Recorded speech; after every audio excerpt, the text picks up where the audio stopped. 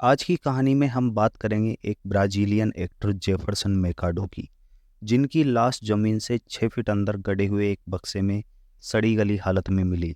Actor 6 महीनों से लापता थे। उन्हें लापता मानकर शायद लोग इस मामले को नज़रअंदाज कर देते, लेकिन एक्टर के पालतू कुत्तों के आवारा घूमने से जांच शुरू हुई और इस हत्याकांड का खुलासा हुआ। ब्राज़ील में जन्मे जेफरसन मैकाडो ने बतौर जर्नलिस्ट करियर की शुरुआत की थी। हालांकि हैंडसम लुक के चलते उन्हें ब्राज़ील के बड़े बड़े टीवी शोज में काम करने का मौका मिला।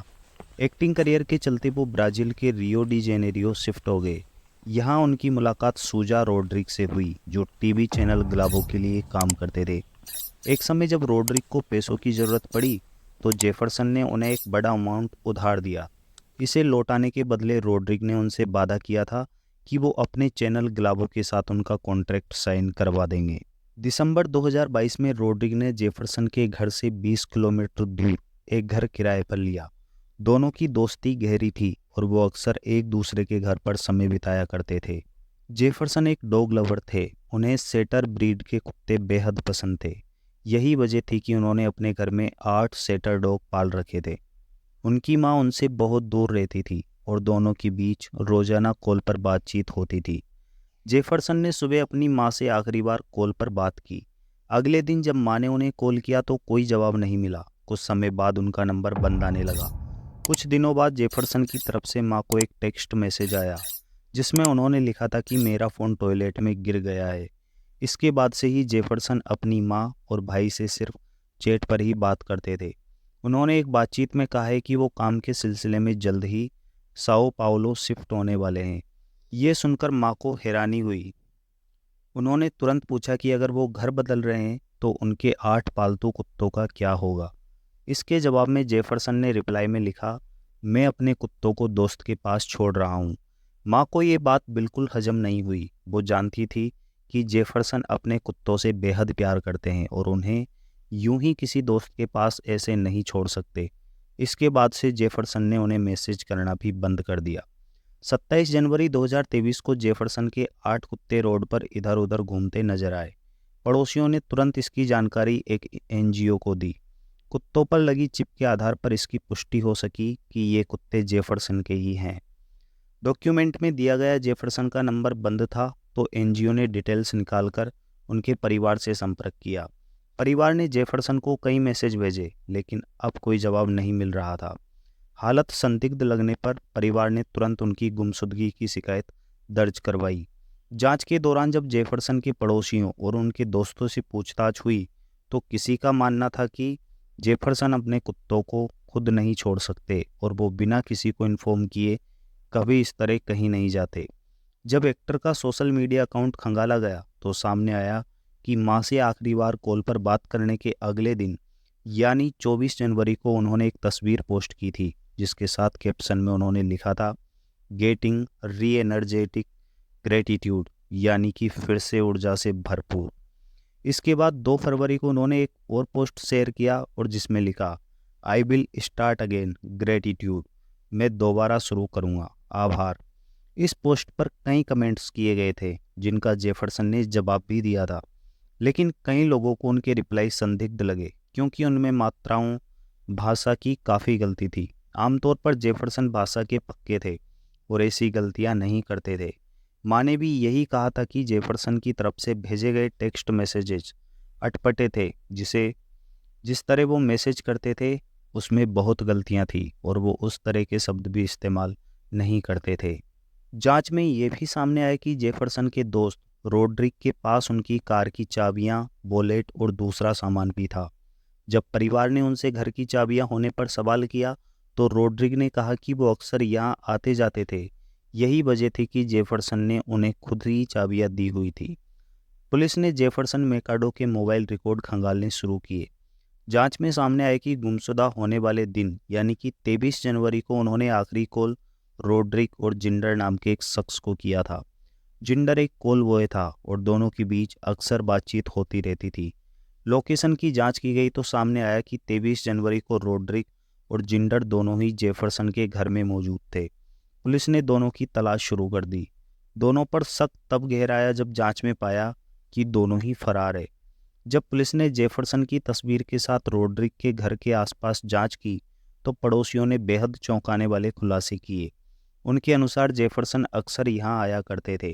पड़ोसियों ने बताया कि रोड्रिक ने जेफरसन के गुमशुदा होने के ठीक बाद अपने घर में एक अटपटा कंस्ट्रक्शन का काम भी करवाया था।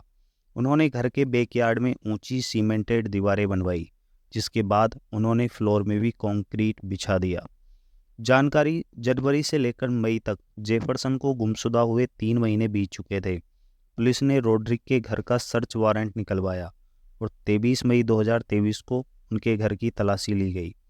पुलिस ने रोड्रिक के घर के बैकयार्ड की उस जगह खुदाई करना शुरू किया जहां उसने कंक्रीट बिछवाई थी। जांच टीम ने खुदाई शुरू की तो करीब 5 फीट तक कुछ नहीं मिला। एक समय तो पुलिस ने हार भी मान ली, लेकिन जैसे ही कुछ देर और खुदाई की गई तो उन्हें लकड़ी का एक बॉक्स मिला। करीब 6 लोगों की जद्दोजहद से उस भारी भरकम बक्से को बाहर निकाला गया। जब उसे खोला गया तो मंजर भयावह था। बक्से में जेफरसन की नग्न लाश थी जो बुरी तरह सड़ चुकी थी। उनके हाथ एक रस्सी की मदद से उनके सिर के पीछे की तरफ बंधे हुए थे और गले में टेलीफोन वायर लिपटा हुआ था, मानो इसी तार से उनका गला घोंटा गया हो। जेफरसन की लाश मिलने और बर्बरता से हुए इस हत्या की खबर फैलते ही पूरे ब्राजील में सनसनी मच गई।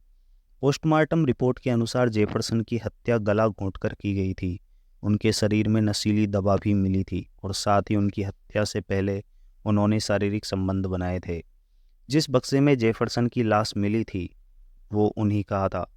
ठीक ऐसा ही एक बक्सा जेफरसन के घर में भी मिला था। जांच में वो बक्सा मिसिंग पाया गया था। अब पुलिस ने रोड्रिक को मास्टरमाइंड मानते हुए तलाश और तेज कर दी। 1 जून 2023 को public ministry of Rio de Janeiro ने रोड्रिक और जिंडर के खिलाफ अरेस्ट वारंट निकलवाया। 2 जून को पुलिस को टिप मिली कि जिंडर रियो डी जेनेरो के बेस्ट जोन के घर में है। पड़ोसियों की टिप की मदद से जिंडर की गिरफ्तारी हुई। कोलवॉय जिंडर ने पुलिस पूछताछ में बताया कि 23 जून को वो रोड्रिक और मार्सेलो नाम का एक शख्स जेफरसन के घर पहुंचे थे। वो एक वेबसाइट के लिए वीडियो बना रहे थे। इस दौरान जेफरसन के हाथ बांधे गए थे, लेकिन शारीरिक संबंध बनाते हुए मार्सेलो के हाथ से जेफरसन की हत्या हो गई। इसके बाद सभी ने मिलकर उनकी लाश ठिकाने लगा दी। जब सख्ती की गई तो जिंडर ने हत्या की पूरी गुत्थी खोलकर रख दी। उसके इकबाल जुर्म के अनुसार रोड्रिग ने ही जेफरसन को ड्रग दिया, उनके हाथ बांधे और टेलीफोन वायर से गला घोंटकर उसकी हत्या कर दी।